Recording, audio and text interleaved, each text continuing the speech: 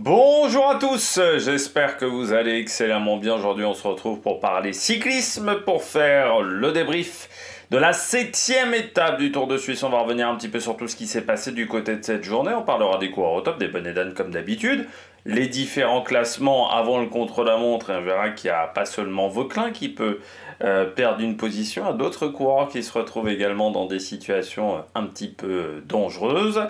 Et puis on parlera de ce contre-la-montre et de l'intérêt également de cette dernière étape. N'hésitez pas à vous abonner à la chaîne, à réagir dans les commentaires, à mettre un pouce bleu, à partager la vidéo sur les réseaux sociaux, notamment auprès de vos proches, si vous pensez que ça peut les intéresser. Dans les commentaires, n'hésitez pas à me dire qui vous avez aimé, qui vous n'avez pas aimé. Tiens, pourquoi pas vos favoris pour demain également. Si vous avez les moyens et que vous voulez soutenir mon travail, vous pouvez faire un super thanks, ça se passe dans les commentaires. Vous pouvez cliquer également pour me soutenir rapidement sur les notifications sur les miniatures ou aller sur la page, directement sur la page de la chaîne YouTube si vous n'arrivez pas à voir depuis quelque temps les différentes vidéos. Je remercie les gens qui font cet effort-là. Le meilleur moyen, c'est de rajouter la petite cloche. Comme ça, voilà, vous avez les dernières vidéos. Et puis n'hésitez pas à regarder si vous êtes bien abonné ou si la petite cloche est bien activée, parce que des fois YouTube désactive ce genre de choses. Étape du jour. C'était une étape importante pour ce Tour de Suisse. En fait, il y avait une vraie interrogation ce matin sur le Tour de Suisse, c'était de savoir est-ce que Almeida ferait tout pour aller chercher le général et la tête du classement dès cette journée, ou est-ce qu'il serait un petit peu plus sur la retenue, sur la réserve, en attendant le contre-la-montre de la veille, et comment aller gérer Vauquelin, comment aller gérer également d'autres coureurs qui ne sont pas forcément très bons sur le contre-la-montre. On peut penser notamment à un Félix Gall. C'était la vraie interrogation du jour. Et est-ce que Julien Alaphilippe allait tenir la cadence également du côté de cette étape numéro 7. Gros tempo pendant toute la journée, encore une fois. Bon, ça a été le résumé, j'ai envie de dire, de ce Tour de Suisse, parce que on est à plus de 45 à l'heure pendant une grande partie de la journée. Les deux dernières bosses ont fait un peu diminuer la moyenne, mais on est quand même à 44,6 sur une journée à plus de 3000 mètres de dénivelé positif, 3150 mètres quasiment de dénivelé positif, ce qui n'est pas anodin non plus. Et d'avoir cette cadence pendant toute la journée, en fait, ça a encore quasiment pas débranché. On est encore largement en avance par rapport à l'horaire le plus rapide, puisqu'encore une fois, je dirais que l'horaire de ce Tour de Suisse est aux alentours de 17 h. Donc quand on arrive à 16h40, 16h40 quasiment sur cette étape, c'est qu'on est largement en avance par rapport à l'horaire le plus rapide. Pour tout vous dire, j'ai eu le temps de manger une glace, de regarder un petit peu Cauchemar en cuisine. Il n'était pas encore 17 h après l'arrivée de l'étape. Donc ça montre le tempo de cette journée qui a été impressionnant. Oui, on a eu UAE qui a contrôlé avec notamment Michael Berg, donc on a bien senti qu'Almeida n'était pas vraiment dans un rôle vraiment d'attendre demain. Il voulait, je pense, reprendre un petit peu de temps aujourd'hui, et puis surtout aller chercher une nouvelle étape, parce que c'est vrai qu'il avait déjà gagné mercredi, mais chercher une deuxième étape et pourquoi pas une 13e dimanche, ça pouvait le satisfaire également et marquer de son empreinte ce Tour de Suisse, comme Pogačar a marqué de son empreinte le critérium du Dauphiné. Et ça a été ensuite dans la dernière partie d'étape, donc on avait deux difficultés qui étaient assez ressemblantes. La première était un peu plus pentue que la deuxième, mais c'était deux bosses assez ressemblantes. Et là, ce petit jeu-là, c'est Félix Gall qui a tenté, ce qui a été bien joué, parce que Félix Gall, demain, il va perdre du temps. Même si c'est un contre-la-montre en bosse, c'est pas un exercice qu'il affectionne, c'est pas un coureur qui est très aéro sur un vélo, et demain, on est quand même sur des belles routes, donc il va y avoir un intérêt à grimper de manière le plus aéro possible, me semble-t-il, et à ce petit jeu-là, Gall va certainement perdre du temps. Donc il a essayé, mais il n'a pas réussi à faire la différence. Après, on a eu un gros Frank Vandenbroek, du niveau du Frank Vandenbroek du dernier Tour de France, qui a fait un gros travail d'équipier pour Oscar Only, en sachant que Vandenbroek était dans l'échappée matinale comme Hugo Hull. Et puis après, sur la fin, il a fallu gérer la situation. On s'est retrouvé avec un petit groupe de 4-5. Kevin Vauquelin qui a anticipé aux 500 mètres, mais Almeida a réussi à revenir. Et puis Oscar Only qui a dépassé sur la ligne Kevin Vauquelin. Du côté de cette étape qui était intéressante, c'était peut-être pas la plus belle de ce Tour de Suisse, parce qu'on a eu quand même un Tour de Suisse assez sympa au final, mais ça a quand même été une étape intéressante. Si vous l'avez raté, je vous conseille de regarder les 30 derniers kilomètres, où auparavant il y a peu de choses, mais voilà, sur les 30 derniers kilomètres, ça peut être sympa de regarder cette course. Et on regarde tout de suite les coureurs au top. Attaque de Marlou! Du côté des coureurs au top, Almeida. Almeida parce que il y a quelques temps, sur ce type d'arrivée, il n'aurait pas gagné, il aurait fait 5e de la journée.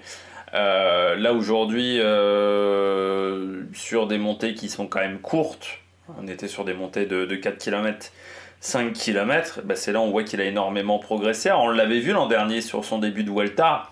Moi j'avais trouvé qu'il avait été impressionnant sur la première arrivée en bosse, notamment face à un Roglic, parce que j'avais trouvé c'était une montée je crois de 5-6 km aussi, et il avait réussi à trouver son rythme plutôt rapidement.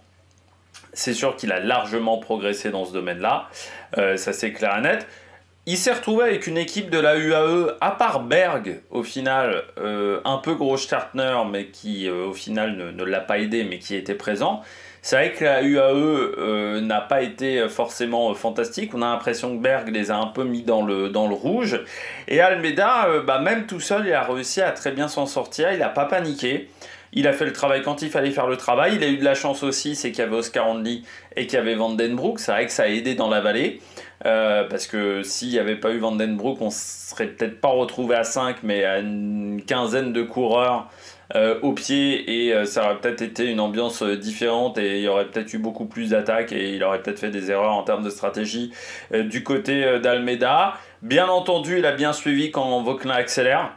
Je pense qu'il ciblait Vauquelin.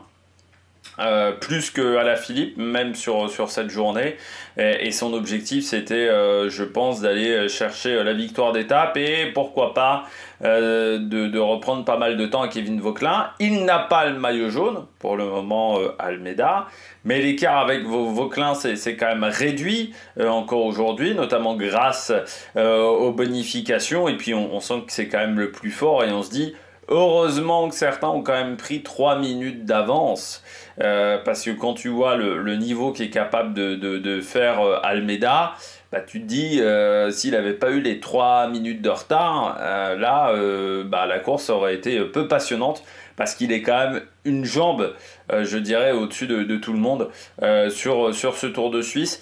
Mais j'aime bien le Almeida de ce Tour de Suisse, et la manière dont il court, beaucoup plus offensif, mais la manière dont il gère la course, la manière dont il gère ses montées qui sont pas toujours longues et qui sont pas toujours à son avantage. On voit que c'est un coureur qui a progressé. C'est vrai qu'après on oublie, mais Almeida il est arrivé assez jeune, parce qu'il n'était pas bien plus vieux que Remco Evenepoel, notamment sur le Tour de Burgos 2020, quand on l'avait un peu découvert à ce moment-là. Et c'est vrai que Almeida, ça reste un coureur qui est très jeune, qui reste jeune. C'est sûr qu'on est tellement habitué avec Remco Evenepoel, Pogacar, à avoir des mecs qui arrivent à être performants, ou même Paul Sexas qui arrive à être à un bon niveau à 18-19 ans, mais Almeida il était costaud à 20, mais on voit qu'on progresse encore avec le temps, avec de l'expérience. C'est un coureur intelligent, c'est un coureur qui sait apprendre de ses erreurs également, qui a travaillé son point faible aussi, cette mise en route, et puis qui a amélioré aussi sa manière d'utiliser sa puissance. C'est-à-dire qu'avant, sa puissance, on ne la voyait que sur les contre-la-montre. Moi, je me souviens, son premier Giro, on voit qu'il est puissant sur les chronos, mais pas forcément en haute montagne, sur les cols longs, et encore moins sur les cols courts, vu qu'il avait toujours ce problème de mise en route. Et là, on le voit sur une arrivée pourtant sur le plat, il a vraiment joué la puissance. C'est pas forcément le mec qui a le punch, qui a la plus grande capacité à changer de rythme. Par contre, c'est un coureur qui a un talent, qui a une puissance qui est au-dessus de la moyenne pour des coureurs comme ça de montagne et pour des coureurs de grand tour. Et il a su l'exprimer aujourd'hui dans ce sprint à l'arrivée. Donc bravo Almeida, et puis bravo parce qu'il s'est quand même débrouillé avec une équipe qui n'était pas forcément exceptionnelle. Par exemple, Morgado a été assez peu visible pendant toute la semaine. Donc je trouve que c'est pas mal, voilà, du côté d'Almeida, du côté du Portugais. Deuxième coureur top. Je le mets quand même en top, Vauquelin, parce qu'aujourd'hui... En fait, il y a une bonne idée et 2 erreurs, dont une qui est un peu grosse quand même, je trouve, à ce niveau-là de compétition. Il y a une bonne idée, le sprint décollé dans le final de l'étape. C'est une bonne idée, le sprint décollé, ça marche toujours. C'est même fou qu'Almeida ne s'en soit pas aperçu avant, que Gall s'en soit pas aperçu avant, parce qu'on le voit assez nettement qu'il va le faire. C'est-à-dire qu'on voit, il se laisse reculer de 2, 3, 4 mètres, et puis d'un coup, donc, il déclenche son sprint, et forcément, vu qu'il déclenche avec un petit écart, il arrive en survitesse par rapport à ses adversaires. Donc ça fait toujours un écart au début, parce que Almeida, il est obligé de mettre beaucoup de puissance pour arriver à la vitesse de Vauquelin. Donc pour réussir à aller plus vite que Vauquelin, c'est loin d'être évident. Et ça, c'est sûr que ça a été la bonne idée du côté de Kevin Vauquelin. Et quand même une belle journée d'un point de vue montagne, parce qu'il arrive à tenir la cadence. Alors là, on était quand même sur des montées qui correspondent aux qualités de Kevin Vauquelin. Je rappelle que Vauquelin se rapproche quand même beaucoup de ce qu'est le Moseux dans ses qualités. Une bonne vitesse au sprint, du bon punch, vraiment bon sur ce type de montée à 5-6 km. C'est quelque chose où il excelle, Kevin Vauquelin. Et là, il a été très solide. Par contre, il fait 2 erreurs. La première, il lance son sprint trop tôt. Un sprint comme ça décollé aux 450 mètres, 475 mètres, c'est beaucoup trop tôt. Il aurait fallu le déclencher 100 mètres plus tard. 100 mètres plus tard, peut-être qu'il peut gagner l'étape. Et vu comment ça roulait, et vu comment on ne le regardait absolument pas, je pense que voilà, ça aurait fonctionné aussi bien, même en le faisant aux 350 mètres, parce que vraiment personne ne le regardait à ce moment-là, et que sa survitesse lui aurait permis de garder l'avantage. Ça, c'est déjà la première erreur. La deuxième, plus grosse, cette fois-ci, c'est de se relever avant la ligne d'arrivée.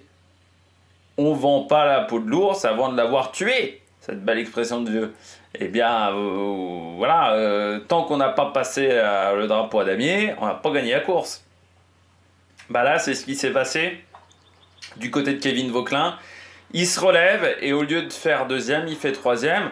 Alors vous allez me dire, c'est pas grand-chose en secondes de bonification. Oui, je suis d'accord. C'est 2 secondes de bonification en moins pour Kevin Vauquelin par rapport à Almeida, c'est-à-dire qu'au lieu de perdre 4 secondes, il perd 6 secondes par rapport à Almeida. Et pour moi, s'il perd demain, c'est pas là où il aura perdu ce Tour de Suisse, c'est mercredi, quand il collabore pas avec Romain Grégoire.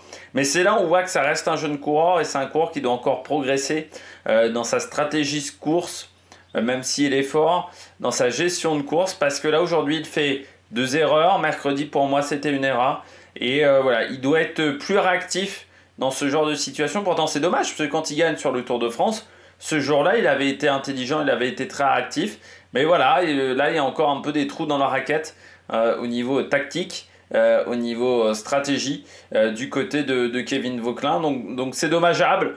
Après, Almeida était intouchable aujourd'hui, mais c'est sûr qu'il pouvait finir devant Oscar Onley. Et pour moi, son sprint, alors c'est bien joué, c'est bien tenté, mais je pense qu'il pouvait le faire 100 mètres plus tard. Et là, même si Almeida était fort, je ne sais pas si Almeida aurait été en capacité de revenir sur lui suffisamment. Et comme on voit comment ça se regardait et comment on l'avait complètement oublié, je pense que c'était une bonne idée de la part de Kevin Vauquelin. Donc dommage aujourd'hui le fait de relâcher sur la fin. Après, ça reste quand même une belle étape. Il a fait du bon boulot, Kevin Vauquelin, il fait une très belle semaine. Il tient la cadence. Donc non, il y a des très bonnes choses dans ce que fait Kevin Vauquelin. Voilà, dommage cette erreur pour moi dans la manière de faire son sprint. Et puis je termine avec Julien Alaphilippe. Oui, parce que alors déjà, j'en ai pas parlé au final de la semaine ou assez peu de Julien Alaphilippe. Mais pour moi, c'était typiquement l'étape où il allait perdre du temps. Hier, il était déjà un peu à la limite. Et là, je me dis, quand je vois que ça accélère fort avec Almeida, avec Gall, je me dis, dans l'avant-dernière montée, ça va être dur pour Alaphilippe. Et ça peut être la grosse craquante. S'il se retrouve loin, ça peut être la mauvaise journée pour Julien Alaphilippe. Sauf que, bah non, il arrive à tenir la cadence, même dans la descente où tu sens qu'il a besoin de reprendre son souffle, il est encore là, sur le plat il est là. Alors oui, sur la dernière montée il est un peu plus en difficulté, mais au final il est à 8 secondes de Almeida. Qui aurait dit ça il y a 2 ans? Qui pourrait finir à 8 secondes de Almeida. La journée de Julien est encore très bonne. Pour le podium, il a quand même de la marge encore sur Oscar Only. Et de toute manière, ça fera top 5 du côté de Julien Alaphilippe. Ce qui est un super résultat. Ce qui est un bon résultat pour la Tudor. Parce que c'est vrai que, avant le Giro, hein, j'en avais parlé, j'avais dit, la Tudor en ce moment, c'est pas foufou. Ils ont un peu du mal à remettre la machine en route.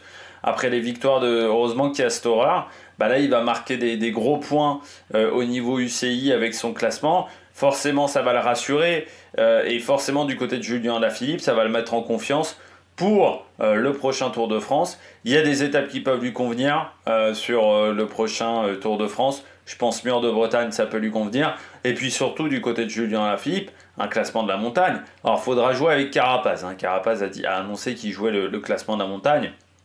Peut-être aussi avec les coureurs Astana, mais du côté de Julien, ça peut être également un très très bel objectif d'aller chercher ce classement de la montagne. Et là, il a engrangé énormément de confiance sur ce Tour de Suisse. Il s'est rassuré également par rapport à sa préparation. Donc voilà, très très bon Tour de Suisse de Julien Alaphilippe qui a su être opportuniste mais qui arrive à tenir en haute montagne. Donc ça, c'est très très bien pour le français. On regarde tout de suite les bonnes et dames du jour. J'avais pas vu aussi l'interview d'après-course de Kevin Vauquelin, mais qui est très lucide sur ce qu'il a fait dans cette journée. Et ça, c'est toujours bien les coureurs qui sont lucides. Et qui a dit que demain, il mettrait tout et qu'il compte bien faire un malaise à l'arrivée. Donc c'est-à-dire qu'il va tout mettre sur le contre-la-montre. Bon, du côté des bonnes et dames, Ben O'Connor. Ouais, c'est un peu comme sa semaine à Ben O'Connor, jamais totalement dans le coup. Il n'y a pas eu de mieux aujourd'hui et ça c'est pas forcément la bonne nouvelle, hein, je dis toujours. Sur le Dauphiné comme sur le Tour de Suisse, ce qui m'intéresse plus que le résultat, c'est de voir l'évolution de la forme. Voir comment le coureur s'en sort, comment il commence et comment il termine. Ça, c'est ce qui m'intéresse sur un Tour de Suisse et sur un Dauphiné, parce que pour moi, ce sont des courses de préparation au Tour de France. Voilà. Ben O'Connor, il commence la semaine, il chope l'échappée, mais il n'arrive pas à tenir les meilleurs. Il termine la semaine, il n'arrive toujours pas à suivre les meilleurs, qui étaient dans cette échappée-là. Vauquelin, notamment, et Alaphilippe. Il finit encore en dehors du top 10, ce qui n'est pas très rassurant pour Ben O'Connor, parce que encore une fois, la densité au départ de ce Tour de Suisse, elle n'est pas forcément exceptionnelle en haute montagne. Et même dans des bosses typés puncher. L'an dernier, sur la Volta, il avait quand même réussi sur les premiers jours de course à plutôt bien s'en sortir dans ce type de montée. Donc j'ai l'impression qu'il est moins bien que l'an dernier sur la Vuelta. Je ne sais pas par rapport au Tour d'Italie, parce que il avait quand même perdu pas mal de temps à droite à gauche Ben O'Connor malgré sa 4e place. Et là, je trouve que c'est pas exceptionnel de la part de Ben O'Connor. Il en manque, il en manque beaucoup. Je trouve physiquement, il reste que 15 jours avant le départ du Tour de France. C'est-à-dire qu'il reste 3 semaines avant les Pyrénées et je le sens pas à fond, quoi. Je le sens pas à 100%. Je trouve qu'il est en retrait. Donc on va voir du côté de l'Australien, mais c'est vrai que je suis pas réellement convaincu par sa performance durant la semaine. On verra demain sur le contre-la-montre. Hein. C'est vrai que ça va être un exercice intéressant pour voir l'état de forme des coureurs. Mais à part s'il a bien caché son jeu pendant toute la semaine, jusqu'à maintenant, ça n'a pas été exceptionnel du côté de Ben O'Connor. C'est dommage parce que ça aurait pu être un des potentiels vainqueurs. Quand tu vois qu'Almeida il part avec 3 minutes de retard, lui il en avait qu'une lundi, et une ou une 15. Et s'il avait été à son véritable niveau, je pense qu'il aurait été en mesure de garder 2 minutes d'avance sur Joao Almeida, ce qu'il n'a pas été en mesure de faire. Et au final, au général, il est assez loin, Ben O'Connor, pour un mec qui a encore une fois pris l'échappée le premier jour, parce qu'il se retrouve 7ème du général, mais quand tu regardes bien 7ème du général, derrière un Félix Gall qui n'était pas dans cette échappée, derrière Only qui n'était pas dans cette échappée, et il n'a pas réussi à rattraper Kemna au final. Et il y a Castrillo qui est derrière lui, mais Castrillo a perdu pas mal de temps aujourd'hui. Donc c'est pas forcément une bonne opération par rapport à la semaine du coureur australien. Deuxième coureur flop. Oui, alors certains vont dire c'est sévère, Van Wilder. Il est un ton en dessous, là tu vois qu'en montagne il est dans le deuxième groupe, encore une fois, c'est Almeida et Félix Gall, pour moi il doit être dans le premier groupe. Ouais, il est un peu, là aussi c'est un peu décevant Van Wilder. Après, j'avais envie qu'il passe un cap cette année Van Wilder, là, je trouve qu'il a un peu du mal à passer un cap. Alors c'est pas catastrophique encore une fois le niveau qu'il a, mais je sens pas d'évolution entre 2024 et 2025 de la part d'Ilan Van Wilder. Là, il va faire le travail d'équipier pour Remco Evenepoel.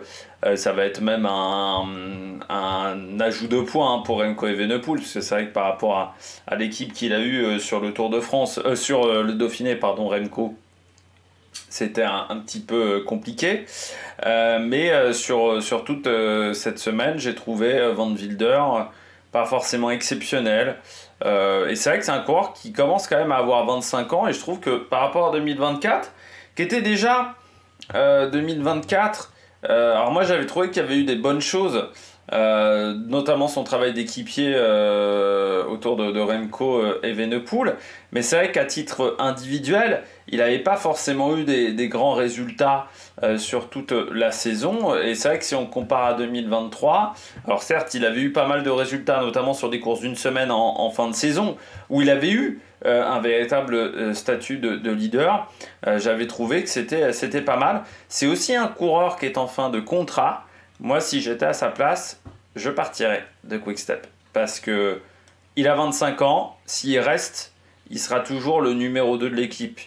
Il sera toujours derrière Remco Evenepoel, voire potentiellement, comment ça se goupille avec Junior Le Serre, il pourrait peut-être rétrograder dans la hiérarchie. Moi, si j'étais Van Wilder, j'essayerais d'aller dans une autre formation, pour aussi changer d'air, parce que j'ai l'impression que il a du mal désormais avec l'ambiance Quick-Step. J'ai l'impression qu'il n'est plus vraiment en phase forcément avec l'univers Quick-Step du côté de Van Wilder. Alors après, allez où? Ça, c'est la grande interrogation. Moi, je me dis que c'est un coureur qui a connu la Sunweb dans ses premières années chez les pros. Ça pourrait être intéressant, même si je crois qu'il avait cassé son contrat à l'époque.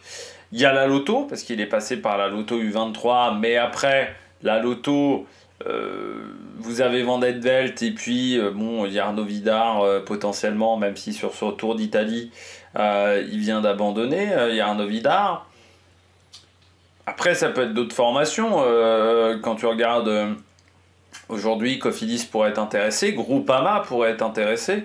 Alors, il orgne un peu sur Vauquelin, mais Vauquelin, là, déjà, va coûter plus cher peut-être avec ce Tour de Suisse. Et peut-être que Van Wilder, qui parle très bien français, pourrait être un bon choix du côté de la Groupama en tant qu'autre leader de cette formation, et puis d'autres équipes pourraient être intéressées. EF, si Carapaz ne renouvelle pas, bah, ça peut être un bon coureur sur le marché. Mais moi, si j'étais Van Wilder, je resterais pas chez Quick-Step. Déjà parce que bon, Quick-Step, tu sais pas trop où ça va aller quand même sur le long terme. Je rappelle, c'est quand même à une époque, ils ont failli vendre Quick-Step. Et puis, deuxièmement, j'ai l'impression qu'il est plus en adéquation forcément avec l'état d'esprit de cette formation. Et puis voilà, sur la semaine, j'ai pas trouvé une grande évolution par rapport à son niveau physique. Et puis je termine avec Richie Tello. Ouais, dommage, abandon de Richie Tello chez Israël. On n'avait peut-être pas misé sur le bon cheval du côté de cette formation. Parce que donc on a misé sur Richie Tello plus que sur Blackmore. Alors même si Blackmore, je trouve que son travail d'équipier, quand je l'avais mis bonnet d'âne, je ne l'avais pas trouvé si exceptionnel que ça. Mais c'est vrai qu'on aurait peut-être dû garder les deux. Ou quand on voit quand même George Bennett, on se dit pourquoi pas miser un peu plus sur George Bennett. Mais là aujourd'hui Blackmore fait 7, donc c'est-à-dire qu'en montagne ça allait au final du côté de Blackmore, et peut-être que quand je l'ai mis en bonnet d'âne, c'était une journée où il était un petit peu moins bien, et c'est pour ça qu'il avait fait un petit travail d'équipier pour Richie Tello. Mais ouais, c'est dommage parce qu'il faisait une bonne semaine, l'américain. Il avait fini 5e d'une étape. Je trouvais en plus qu'il montait en puissance progressivement. Donc c'est vrai que cette chute n'aide pas vraiment. Alors il ne devait pas faire le Tour de France normalement, Richie Tello. Il était prévu sur la Volta, mais il devait courir en juillet sur le Sibiu Cycling Tour. Cette chute va peut-être modifier, enfin cet abandon, pardon, va peut-être modifier les plans du côté de Mathieu Richie Tello, et il va peut-être être obligé de revoir son programme. Et c'est dommage, parce que voilà, la semaine était plutôt pas mal du côté de l'Américain, et il s'en était bien sorti. Et on sait que c'est un coureur qui a du talent, Richie Tello. Mais qui veut également le montrer sur une course de 3 semaines. Désormais, coureur qui est également en fin de contrat, Mathieu Richie Tello, en 2025. Donc on verra s'il reste chez Israël ou s'il décide d'aller dans une autre formation. Parce que oui, on pourrait se dire EF pourrait être intéressé par ce coureur, notamment américain. Lidl pourrait être intéressé également par ce coureur américain. Et puis bon, la saison, 11e du Tour de Catalogne, 9e du Tour des Alpes. Je pense qu'il voulait que ce Tour de Suisse soit un moment marquant de sa deuxième partie de saison qui allait l'emmener jusqu'au Tour d'Espagne. Et là, c'est un petit peu dommageable. Et puis surtout, l'an dernier, il avait fait 5e de cette course. Donc c'est vrai que là, il ne pourra pas finir cette épreuve, donc il ne pourra pas faire le même résultat, ça c'est clair et net. On regarde tout de suite les différents classements de cette étape, et on commence par le classement de l'étape. Donc victoire d'Almeida devant Oscar Hanley et Kevin Vauquelin, Félix Gall 4e devant Alaphilippe Grossschartner, Blackmore donc beau 7e devant Van Wilder, Champoussin et Kemna. Et Wayne Kostiou, belle fin de semaine des Wayne Kostiou, 11e, et donc O'Connor 13, juste derrière Zimmerman, qui a bien progressé également sur la fin de la semaine. Le classement général toujours emmené par Vauquelin, mais Almeida se rapproche. Déjà, il passe devant Julien Alaphilippe, mais seulement désormais 33 secondes entre les deux. On retrouve donc Julien 3e avec de la marge par rapport à Oscar Hanley, un petit peu quand même. Félix Gall, il faudra qu'il se méfie de Kemna, qui n'est pas si loin que ça, et de O'Connor. Puis on retrouve ensuite Castrillo, il y aura un beau match Castrillo-Van Wilder, seulement 3 secondes entre les deux. Champoussin-Grossschartner, ça va être un gros combat aussi. Enfin voilà, il y a des coureurs qui peuvent encore gagner des positions dans ce classement. Et pour le moment, la lanterne rouge, c'est, je pense pas, Olivier Le Gac, mais le classement n'est peut-être pas encore totalement à jour. J'enregistre, c'est 17h52, donc l'étape est arrivée il y a environ 1 heure.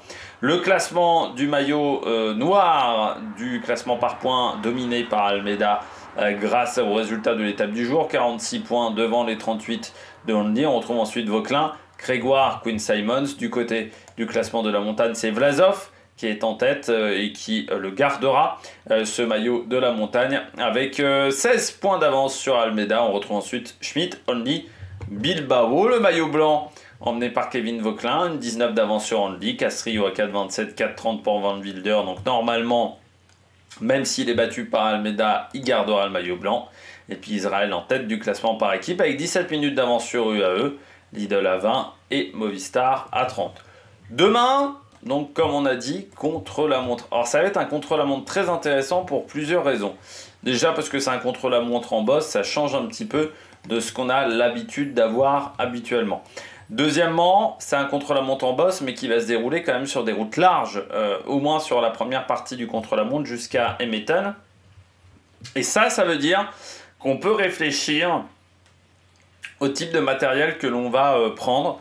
Moi, je me dis, vélo un peu aéro, pour alléger et pour avoir une position peut-être un peu plus agréable, mais je mettrais bien un prolongateur sur le guidon. C'est-à-dire 2 prolongateurs, vous savez, des prolongateurs à l'ancienne, hein, comme on avait dans les années 2000, donc des prolongateurs plats, parce que je me dis quand même que sur la première partie de montée, il y a peut-être des choses intéressantes à faire jusqu'à Emeton. C'est quand même assez roulant de ce qu'on a vu aujourd'hui. On est sur des belles routes, donc mettre les mains sur le prolongateur, ça peut être une bonne idée.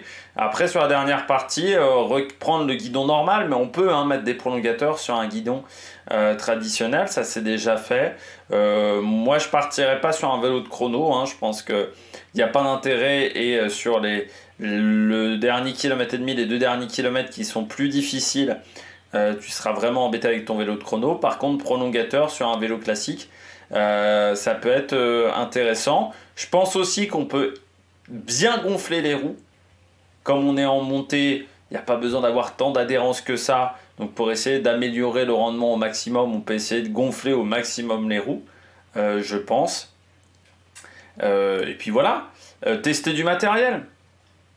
Parce que je rappelle que le contre-la-montre qu'on aura demain, il ressemble quand même beaucoup au contre-la-montre qu'on aura, le deuxième chrono qu'on aura sur le Tour de France, qui sera également un chrono en bosse.